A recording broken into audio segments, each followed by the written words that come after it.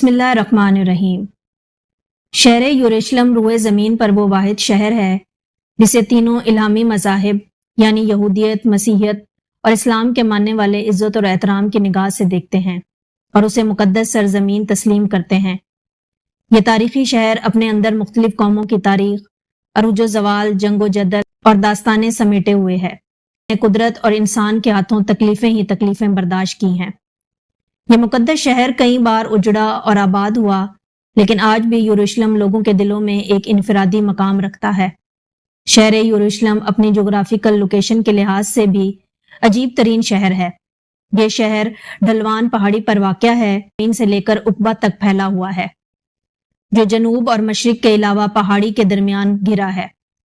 Historical record یہ بتاتی ہے کہ یروشلم میں کبھی قحط نہیں پڑا، جبکہ یہ شہر 3000 سال سے موجود ہے۔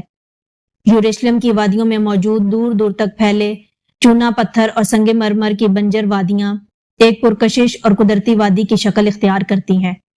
یروشلم کے کئی نام ہیں، مختلف قوموں نے مختلف دور میں اسے الگ الگ نام سے نوازا ہے۔ اس کا سب سے پرانا نام جیبوس ہے۔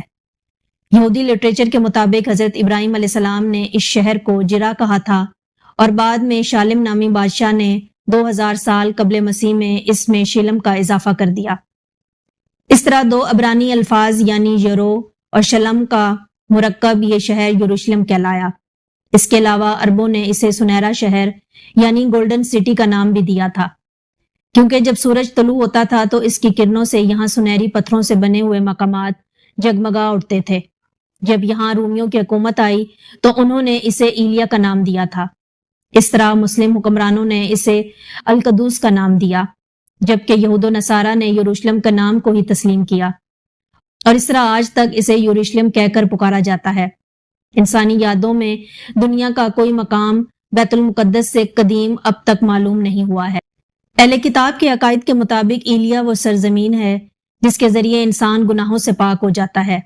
یہی وہ جگہ ہے جہاں سے کائنات کی تخلیق ہوئی، جبکہ احادیث کے مطابق یروشلم میں سب سے پہلے خود حضرت ابراہیم علیہ السلام یا ان کے کسی بیٹے نے قدم رکھا تھا، جیسا کہ نبی صلی اللہ علیہ وسلم نے فرمایا ہے کہ روئے زمین پر سب سے پہلی مسجد مسجد الحرام ہے، اور اس کے 40 سالوں بعد بیت المقدس کی بنیاد ڈالی گئی تھی۔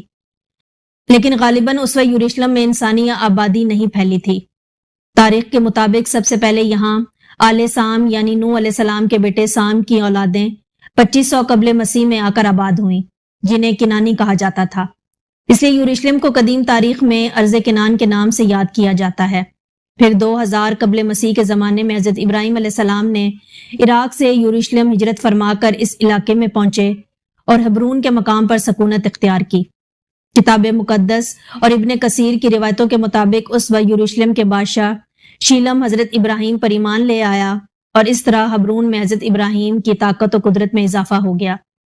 یہیں آپ کی اولادیں ہوئیں، اور آپ نے زندگی کا بڑا حصہ اسی مقام پر گزارا اور حبرون میں ہی مدفون ہوئے۔ 40 سالوں بعد حضرت ابراہیم علیہ السلام کے پڑپوتے یعنی حضرت یعقوب علیہ السلام نے اسی جگہ خداوند خدا کو خواب میں دیکھا تھا، لہٰذا انہوں نے اس مقام پر بیت ایل کی تعمیر کی، جو یہودیوں کی پہلی مقدس مقام مانی جاتی ہے۔ حضرت یعقوب علیہ السلام کی اولادیں جنہیں بنی اسرائیل کہا جاتا ہے، یہ لوگ کنعان چھوڑ کر مصر کی طرف ہجرت کر گئے اور لمبے عرصے تک وہاں فرعونیوں کے غلام بنے رہے۔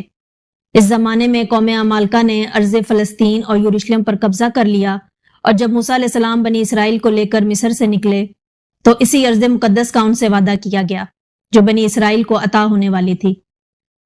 اس وقت اسرائیلیوں کی تعداد 7 لاکھ سے بھی زائد تھی۔ موسیٰ علیہ السلام کی زندگی میں بنی اسرائیل فلسطین میں داخل نہ ہو سکے، لیکن آپ کے بعد آپ کے جانشین حضرت یوشع بن نون کی رہنمائی میں بنی اسرائیل نے قوم عمالقہ سے جنگ لڑی اور انہیں فتح نصیب ہوئی۔ اس طرح دوبارہ بنی اسرائیل فلسطین کے نواحی علاقوں میں آ کر آباد ہو گئے۔ داؤد علیہ السلام کے بادشاہ بننے تک بنی اسرائیل کا دارالسلطنت حبرون ہی تھا، کیونکہ اب بھی مرکزی شہر یروشلم پر عمالقہ کا قبضہ تھا۔ لہٰذا حضرت داؤد علیہ السلام نے 2 لاکھ کے عظیم لشکر کے ساتھ یروشلم پر حملہ کر دیا اور عمالقہ کو مکمل شکست دے کر یروشلم کو اپنی حکومت میں شامل کر لیا۔ یہیں سے یروشلم کی عظیم سیاسی تاریخ کا آغاز ہوتا ہے۔ حضرت داؤد علیہ السلام کے دور حکومت میں یروشلم کے ہمسایہ شہروں نے بھی بنی اسرائیل سے امن کا معاہدہ کر لیا۔ داؤد علیہ السلام نے یروشلم کے چاروں طرف اونچی اونچی فصیلیں قائم کی اور بڑے بڑے چشمے کھدوائے گئے، پتھریلے وادیوں میں باغات لگائے گئے اور یروشلم میں عبادت کے لیے ایک ہیکل کی تعمیر کروائی گئی جس میں تابوت سکینہ کو رکھ دیا گیا۔ یہ وہ پاک ترین جگہ تھی جو یہودیوں کے لیے سب سے مقدس مانا گیا ہے۔ اس ہیکل کو حضرت داؤد کے بیٹے سلیمان علیہ السلام نے مکمل کیا اور اس جگہ اونچی اور بہترین عمارت کی تعمیر کروائی جس میں بڑے بڑے شہرا، کمرے اور برآمدے بنائے گئے۔ اس ہیکل سلیمانی کو مکمل ہونے میں پورے 13 سال کا عرصہ لگا۔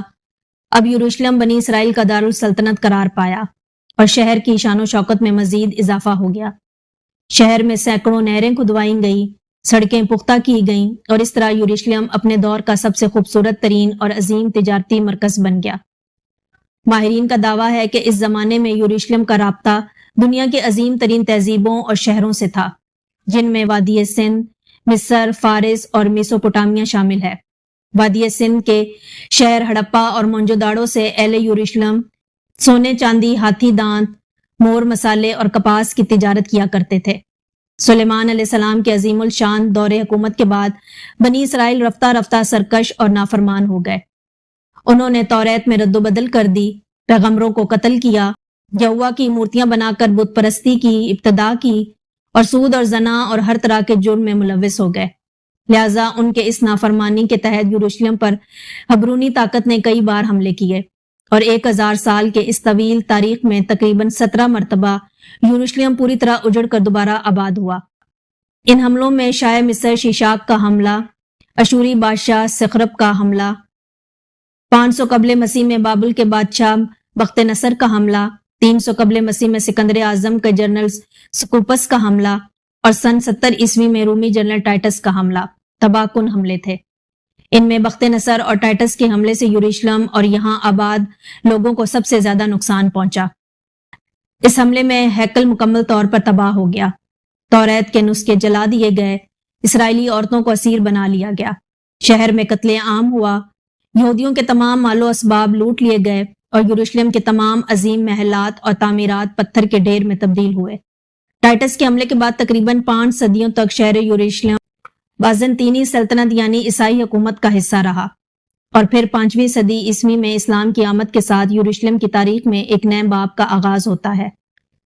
حضرت محمد صلی اللہ علیہ وسلم نبوت کے 7ویں سال سفر اسرا و معراج پر تشریف لے گئے۔